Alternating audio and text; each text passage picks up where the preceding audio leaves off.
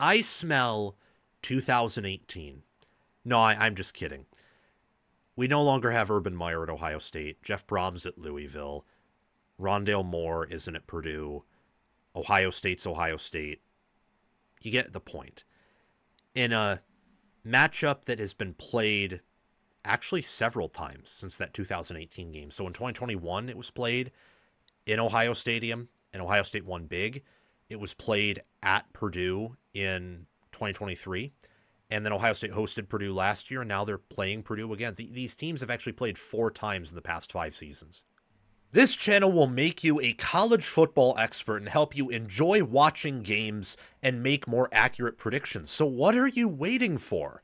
Like, subscribe, ring the notification bell, comment your thoughts, and watch the video all the way through so that you can get the full package. And check the description and pinned comment for more ways to help yourself and this channel, including this season. Wow, that's one of the more common matchups from the old Big Ten West and Big Ten East in the 2020s. That's for sure. But first-ranked Ohio State, undefeated both against the spread and in what matters, the wins and losses, travel as 29.5-point favorites to Purdue, who's 2-7, 0-6, nearly upset Michigan. That was a really bad effort by the Michigan Wolverines. They looked like a bad football team, but they just couldn't get it done. Even with the turnover advantage, even though they brought it in a way that I don't think the Michigan staff or players did, it could not earn a win. For Ohio State, it's quite simple. This is the best team in America. There are others who can compete with that, who can contend with that. I've been on record saying that I think like Indiana, Alabama, Oregon can contend with that, and Ohio State's not the clear, absolute number one. But I think they're number one right now. They're ranked number one in the polls. They're the favorite to win it all. I'm actually, outside of picking them to go 12-0 in the regular season, you'll see in my college football playoff bracket, I have them winning it all right now. I keep flipping between a variety of teams because I think it's that close at the top. But this week, I have Ohio State winning it all because I picked Oregon to beat Iowa. If I picked Iowa to beat Oregon, it actually would have been different, which I think shows how important that game is. This game's important for Ohio State because you don't want to take a loss at all.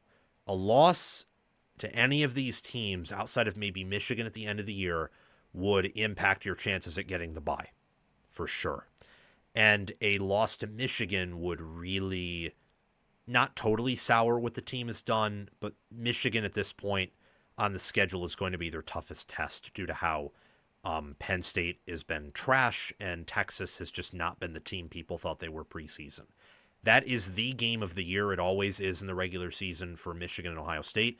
It's a little bit emphasized because the strength of schedule for Michigan and Ohio State are much weaker in the regular season this year than they were last year. And also Michigan's better than they were last year. So Ohio State right here is just trying to survive. Win, hopefully win dominantly. You probably will if we're being honest, and get on out of here and prepare for bigger and brighter things. For Purdue, it's just been a tragedy of competitive losses, some blowout losses. I believe they're going in the right direction under Barry Odom, but I don't think they're going to win a Big Ten game for the rest of the year. I mean, their best chance, honestly, was Rutgers or Northwestern or Minnesota. They blew those. Michigan, no, that was a really good chance, but again, they couldn't get it done. Between Ohio State and Indiana, you'll probably lose by a combined 100 points or something close. And Washington, you're not catching them at the right time. It's on the road, and it's not before they play Oregon, so there's not really a hope of a trap game. Obviously, picking Ohio State to win, picking them to cover here, I don't think there's much of a point going over the roster matchups. The one thing I'm curious about here for Ohio State is, can they find rushing offense against Purdue?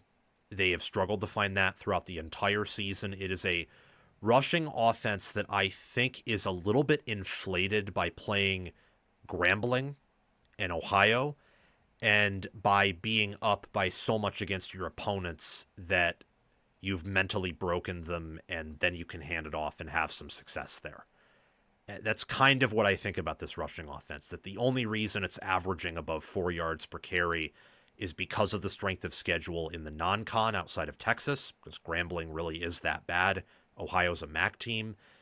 And also the sheer talent edge you've had over everyone you've played outside of Texas, where as the game goes on, you'll just naturally wear down those defenses. Case in point, like every game they've played in, even Penn State. Penn State's defense is pretty bad, which is shocking to me. It's probably even shocking to the Ohio State people who accurately predicted that Knowles wouldn't work out at Penn State. Although I think that was more of a Franklin thing, but they were right. That defense is bad, and it's worse than I think anyone expected it to be. It's outside the top 50. It is a worse defense in efficiency metrics than Ohio State's in 2021, which I think goes to show that was more of a Franklin thing than a Knowles thing, but that's for probably a different time, different video. Ohio State will win big here. They'll cover. I'm also curious as to whether or not Purdue can find any offense. This is another game where Ohio State should be able to shut out Purdue. If they don't, it's not really a big deal. It's really hard to shut out people. I'm more interested to see if Purdue scores. Can they create any sustainable drives? Can they hit that double-digit range? Allowing one touchdown is no big deal. Like, even the best defenses in history did that on an average over several games. It's just that hard to keep opponents out of the end zone for 60 minutes. I'm curious to see if some of what Purdue has done against Minnesota, against Michigan, for example, even against Notre Dame, if any of that can translate over here and maybe they can go on some long drives. Curious. But I don't really think that'll happen. I think the final score will probably be something like Ohio State 42, Purdue 7, or Ohio State 42, Purdue 3, or 42 or 38 to nothing is kind of what I'm thinking here. So I'm picking the Buckeyes to win and cover. Thank you for watching. It's my mission on College Football with Sam to make you the most informed, knowledgeable, and entertained fan as possible. We aren't perfect, but we hit the nail on the head more often than we hit our thumb with the hammer. Make sure to like, subscribe, ring the notification bell, comment, and if you're here, you've probably already watched the whole video. So thank you for doing those things.